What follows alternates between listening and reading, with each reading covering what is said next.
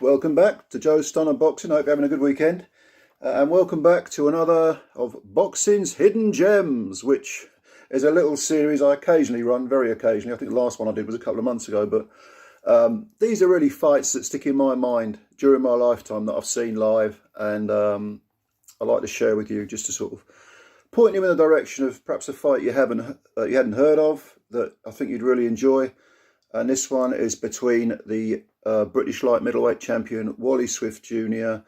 and the flashy, much touted Tony Collins. Now, a bit of background story from both fighters. Tony Collins, like I say, a flashy guy, very well touted, promoted by Frank Warren, future world champion possibly. Very, very talented kid, very talented. One of, I think it was three brothers. I know George Collins, one of his brothers, George Collins, was a very, very good fighter, domestic level fighter, who went on a big run. I think he had about 30 wins undefeated. Then he ran into Gary Jacobs, lost on points, and then he had a little comeback, but ended up in the ring with Kirkland Lang, who kind of toyed with him and knocked him out in 5 rounds. But he wasn't a bad fighter, George Collins, at British level. But Tony was the big one. Tony was the one who was supposed to be the future world champ. You probably know it didn't happen. But still, he had a ton of talent. And Frank Warren always cites him as the one that got away, the fighter that wasted his talent, that should have been a world champ and just didn't live the life and got into trouble with the police outside the ring and all this sort of stuff. So Warren sort of sheds a few tears over this, I think. And certainly he did get Tony Collins' chances, and one of them was against Wally Swift Jr. Now, Wally Swift Jr., his father was a very successful domestic fighter in the 60s. Obviously, Wally Smith Sr., if I can get my words out. He was the welterweight and British welterweight and British middleweight champ. And these were the old 15-round fights, the old school, marathons. And he had something like, I think it's 88 fights, Wally Smith Sr. 88 fights, won 68, lost 17 and drew 3, I think it was. Didn't have a big punch, Wally Swift Sr. But won British titles at 2 weights, welterweight and middleweight, and also fought for the EBU title.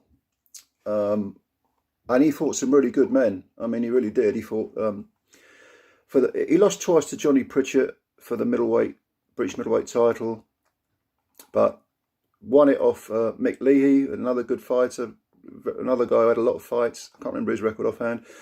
And he was just a very, very good fighter throughout the whole of the 60s. He was a fixture of British domestic level boxing. And then his son comes along, and his son actually, this sort of indicates how good or how much of a high reputation Wally Swift Sr. had, because when he turned professional, his son called himself Wally Reynolds because he didn't want the pressure. I'm Wally Swift's son, I don't want to be compared. But eventually he did switch to the family name. Which is Swift, and he ended up being the unfancied opponent, really. He did have a lot of wins at the start of his career. This is Swift Jr. But he lost a couple. And one that he lost was to Ensley Bingham. Now, you may know that Ensley Bingham went on to be a British light middleweight champ and fought very good men, actually. And yeah, I think he won a Lonsdale belt outright. But at the time, this Bingham was totally unheard of. They were like, who the hell is he? And Wally Swift Jr. lost to him. He lost on points. Now, at the time, I think if I remember rightly, Ensley Bingham was totally unknown, and he had something like, I can't remember the exact amount. I think it was like 3 wins and 4 defeats, or 4 wins and 3 defeats, or something like that.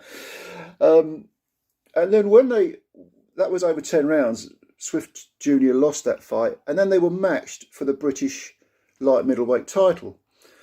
And Swift Jr. got it right on the night because he knocked out Bingham in 4 rounds. And that was a really good win considering what Bingham went on to achieve, So he's still the unfancied, lesser promoted fighter. And if you look at the size of Wally Swift Jr, he's really a welterweight. I saw him fight a lot and he always looked too small for the weight. And he was basically, the guy was a welterweight, posing as a light middle. But because of his stature, he was very, very sharp, very quick of foot and fist. And also he had the ability to throw an awful lot of punches. He had a great engine on him, really great engine. And he would outwork his opponents.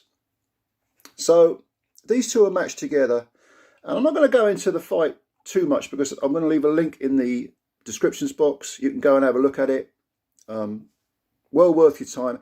It's not what you'd call a barn burner, where they're just swinging haymakers, but there's a lot of action mixed in with a lot of skill. It's a very good fight to watch, and it's so excellent to watch because you just don't know who's going to win right to the end. Tony Collins, clearly the much bigger man.